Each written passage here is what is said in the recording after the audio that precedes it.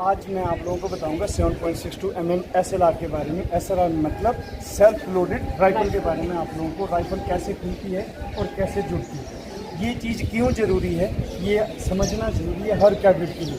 ये ज़रूरी इसलिए है क्योंकि जब भी लड़ाई के मैदान में या ट्रेनिंग एरिया में, वो ट्रेनिंग दिन में हो या रात में हो, लड़ाई दिन में हो या रात में हो, जिस जवान को या जिस कैडेट को इस वेपन को खोलने जोड़ने के बारे में जानकारी नहीं है, जब लड़ाई के मैदान में या ट्रेनिंग या एक्सरसाइज के दौरान जब वो इस वेपन को से फायर करेगा और उस टाइम कुछ रुकावट आ जाती है, तो अगर उसे इसको खोलने जोड़ने का नहीं है पता, तो इसकी रुकावट को दूर नहीं कर सकता है। इसलिए स्टार्ट पोस्ट के ऊपर ट्रेनिंग सेशन के दौरान हर कैडेट को या हर सोल्जर को इसकी ट्रेनिंग के दी जाती है, उसको अच्छे से खोलने या जोड़ने के लिए, ताकि आंख मूंद के भी अगर मुझे ज़रूरत पड़े या उस सोल्जर को ज़रूरत पड़े तो इस राइफ़ल की किसी भी तरह की रुकावट को वो दूर कर सकते। बात समझ में आई सभी को? तो आज मैं आप लोगों को बताऊंगा कि 7.62 mm SLR को किस तरह से खोलते हैं और किस तरह से जोड़ते हैं। इसमें सबसे ध्यान में रखने वाली बात कि जब आप राइफ़ल को खोलना शुरू कर रहे हैं तो आपने इंश्योर करना है, आप इस बात का बिल्कुल ध्यान रखें कि जिस हिस्से को आप सबसे पहले खोलेंगे, जिस पार्ट्स को, उसी को आपने सबसे लास्ट में ही जोड़ना है। और इसमें जो सबसे पहले खुलने वाली चीज़ जो है वो है हमारी मैगजीन। मैगजीन को हम सबसे पहले खोलेंगे और अपनी दाहिनी साइड रख देंगे और उसी सीक्वेंस में हम 1 बाय 1 करके बाकी जो राइफल के पार्ट्स हैं उसको नीचे रखेंगे। मैगजीन का रखना इसलिए ज़रूरी है क्योंकि अगर हमने कहीं मैगजीन इसी के बीच में रख ली, इसके बीच में रख ली और मैंने मैगजीन को कॉक किया और उसके बाद मैं मान लीजिए यहाँ पे वेपन को इसको मैगजीन छोड़ देता हूँ और उसके बाद कहीं गलती से मैंने इसका ट्रिगर प्रेस कर दिया, तो राउंड कहाँ है इस टाइम? चैम्बर में। और मैंने इस टाइम राइफल किसके तरफ कर रखी है?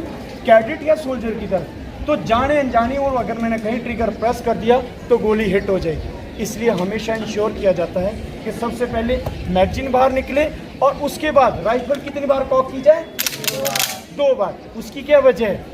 2 बार कॉक करने से आपका अगर मैगजीन में चैम्बर में राउंड होगा तो क्या हो जाएगा? ऑटोमेटिक इजेक्ट हो जाएगा बिना फायर हुए। ये है सबसे बड़ा सेफ्टी प्रिकॉशन किसी भी इंसिडेंट को से रोकने, किसी भी इंसिडेंट को रोकने के लिए। बात समझ में आ गई? आपको पूरा इंश्योर करना है कि मेरी राइफल 2 बार कॉक हो रखी है। उसके बाद आप इसका जो सेफ्टी कैच, ये इसका सेफ्टी कैच है जिसकी चेंज लीवर है, जो आप इसको S और R की पोजीशन है। अगर आप इसको सिर्फ S पे रखेंगे तो आपकी राइफल कॉक नहीं होगी। ये सिर्फ इसका काम नहीं कर रहा है, वैसे S पे सेफ्टी राइफल कॉक नहीं होती है। उसके बाद आप इसको ट्रिगर प्रेस नहीं करना है अगर आपने इसको खोलना है। अभी आप इसका जो बॉडी ओपनिंग कैच है इसको दबाएंगे और उसके बाद इसको थोड़ा सा झटका देंगे। ये थोड़ी टाइट है इसलिए थोड़ी दिक्कत आएगी। सबसे पहले आप इसका क्या खोलेंगे? Body opening cover. उसके बाद दूसरा पार्ट खुलेगा आपका पिस्टन असेंबली और उसके बाद आप राइफल को क्या कर देंगे? फिर से लॉक कर देंगे। उसके बाद आपका सबसे तीसरा पार्ट क्या खुलेगा? ये आपका खुलेगा गैस लाइट। इसको आपने क्लॉकवाइज खोलना है, आराम से खोलना है। इसमें स्प्रिंग है, अगर आप झटके से खोलेंगे तो ये कहीं अंधेरे में गिर सकता है और नहीं मिलेगा और आप अपने वेपन को फायर में शामिल नहीं कर पाएंगे। इसलिए ध्यान में रखते हुए कि ये आपके प्रेस से कहीं नीचे ना गिरे, इसको आपने क्लॉकवाइज खोलना है और उसके बाद आपकी ये पिस्टन रॉड और पिस्टन स्प्रिंग जो है वो आपका खुल जाएगा। यहाँ पे जो मेन हिस्से हैं राइफल के हमने खोल दिए हैं। आपके किसी भी पार्ट की टूट फूट है, जो आपके आर्मर या जो आपके सीनियर होंगे वो उसको राइफल को चेक करेंगे और उसको रिप्लेस करेंगे और राइफल को दोबारा फायर में शामिल करेंगे। बाई चांस कई बार हमारा जो चैम्बर में राउंड फंस जाता है, फायर केस फंस जाता है, तो हम उसको यहाँ पे आर्मर की मदद से निकाल सकते हैं। और इसकी समय से आपकी सफाई भी होनी चाहिए। आप इंश्योर कीजिए कि मेरी राइफल जो है वो साफ़ है, ताकि आपको फायर के दौरान किसी भी तरह की रोक का सामना ना करना पड़े। अब आपको मैंने शुरू में बताया था कि जो पार्ट आपने सबसे शुरू में खोला है वो लास्ट में ही जुड़े। अब जोड़ने का तरीका क्या है? आप राइफल को इस तरह से रखिए। ये अभी हम टेबल पे ये काम कर रहे हैं, अदरवाइज ये स्क्वाट पोस्ट के ऊपर नीलिंग पोजीशन में ये कार्रवाई होती है। अभी आप दोबारा से फिर पिस्टन रॉड और स्प्रिंग को उठाएंगे और इसको इसमें डालेंगे अच्छे से, और इस ये वाले कटाव को, ये जो प्रेस वाला पोर्शन है, ये आपको राइफल की तरफ को रखना है और इसको स्लाइटली आप इसको प्रेस कीजिए और एंटी क्लॉकवाइज इसको अपनी तरफ को घुमा दीजिए।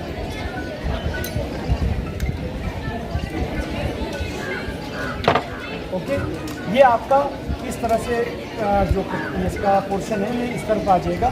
इंश्योर आप ये कीजिए जो आपका 4 साइड प्रोटेक्टर है हमेशा किस तरफ हो, राइट हैंड साइड में होना चाहिए, ताकि अगर आप इसको एंटी क्लॉक घुमाएंगे तो वो नहीं घूमेगा। उसके बाद आप फिर से बॉडी ओपनिंग कैच को खोलिए, थोड़ा सा प्रेस कीजिए और उसके बाद क्या कीजिए, ये पिस्टन असेंबली इसके बीच में डालिए।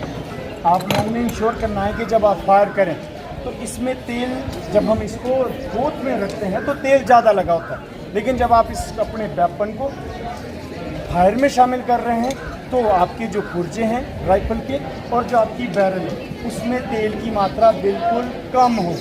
अगर तेल की मात्रा इसमें ज़्यादा होगी तो जब ये आप फायर करोगे तो आपके जो तेल के छींटे हैं वो आपकी आंखों में जाएंगे और आपको खुद अच्छे से फायर नहीं कर पाएंगे। इसके बाद आपने इसको इसके बीच में डालना है। उसके बाद बॉडी ओपनिंग कवर को अच्छे से लगाना है। इंश्योर करना कि ये जो झिल्लियाँ इसकी बनी हैं उसी झिल्ली के बीच में ये जाए। अगर आप इसको बेतरतीब लगाएंगे तो इसकी झिल्लियाँ, ये जो इसके कटाव हैं वो ख़राब हो जाएंगे और ये अच्छे से कवर नहीं चढ़ेगा। कहीं आप गलती से ऐसे करेंगे तब इसका कटाव जो वो ख़राब हो जाएगा। उसके बाद इसको आप झटके से बंद कीजिए और उसके बाद राइफल को फिर से ज़मीन पर रखिए। मैगजीन का जिसका मेहराब छोटा है उसको हमेशा कैसे रखिए, आग सामने की तरफ। जो बड़ा मेहराब है वो हमेशा कहाँ रहेगा, अपनी तरफ। और इसके बाद यहाँ से राइफल को लीजिए और स्टड को इसके बीच में थोड़ा सा आप स्ट्रेट में डालेंगे तो ये पुश सिस्टम नहीं चलेगा। यहाँ पे आपको थोड़ा सा राइफल मैगजीन को इसके अंदर डालना पड़ेगा और उसके बाद झटके से इसको आप इसके बीच में डालेंगे। क्लियर सभी को? आपकी मैगजीन भरी हुई है। आप इसके बाद राइफल को कॉक कीजिए और फायर में शामिल कीजिए। क्लियर है सभी को? Yes, sir. यहाँ पे कार्रवाई खत्म।